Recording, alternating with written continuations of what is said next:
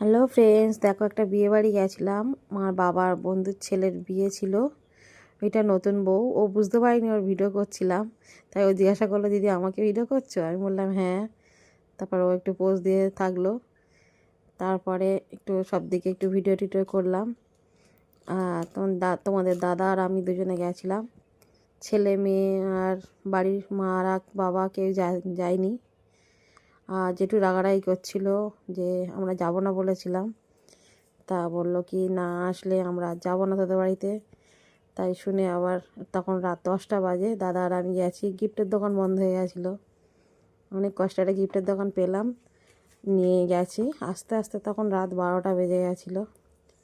অত রাতে বলে ওই জন্য কাউকে নিয়ে যাইনি, দুজনে বাইকে করেই চলে গেছিলাম অনেকটা দূরে, সেই তালদির ওপারে।